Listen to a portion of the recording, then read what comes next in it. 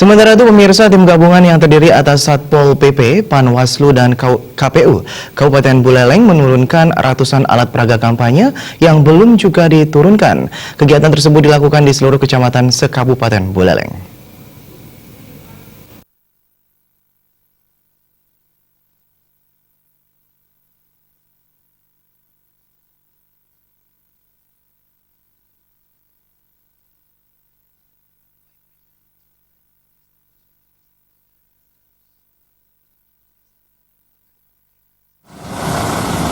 Ratusan alat peraga kampanye di Kabupaten Buleleng yang belum dibersihkan harus diturunkan paksa pada Senin siang 25 Juni.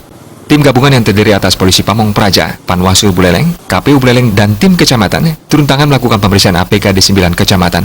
Tim langsung melakukan pembersihan APK di seluruh titik di Buleleng. Total 443 APK diturunkan paksa di seluruh Kabupaten Buleleng. Ratusan APK itu terdiri atas 117 spanduk milik Paslon Kos Raja, 112 spanduk milik Paslon Mantrekerta, 112 umbul-umbul milik Kos Raja, dan 102 buah umbul-umbul milik Paslon Mantrekerta. Ketua Panwaslu Buleleng Ketut Aryani mengungkapkan semestinya alat peraga yang terpasang selama masa kampanye 3 bulan terakhir diturunkan oleh tim kampanye masing-masing pasangan calon.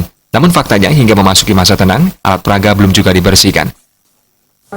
Yang kami lakukan di 9 kecamatan dalam rangka pembersihan alat peraga kampanye, karena di awal di tanggal 24 itu yang namanya baliho itu sudah diturunkan oleh rekanan dari KPU, sehingga pada saat ini kita membersihkan yang belum dibersihkan kemarin di tanggal 25 ini kita bersihkan dengan jumlah yang kita bersihkan di 9 kecamatan itu untuk spanduk dari paslon 1 sejumlah 117, untuk paslon 2 112, dan umbul-umbul untuk paslon 1 112, dan untuk paslon 2 itu sejumlah 102. Ada 6 pamflet yang juga kita bersihkan untuk di Kecamatan Kubutamban. Jadi untuk hari ini semua alat peraga itu sudah bersih dari hasil pengawasan kami.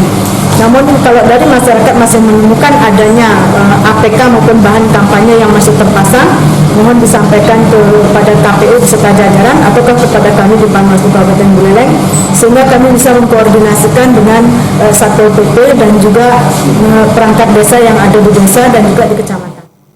Meski demikian, tak menutup kemungkinan masih ada beberapa APK di titik-titik tertentu yang luput dari pengawasan. Apabila menemui APK belum diturunkan, Panwaslu mengimbau masyarakat untuk menyampaikan pada KPU Buleleng atau Panwaslu Buleleng, sehingga APK bisa benar-benar bersih pada hari pencoblosan. Komang Yuda, Bali TV.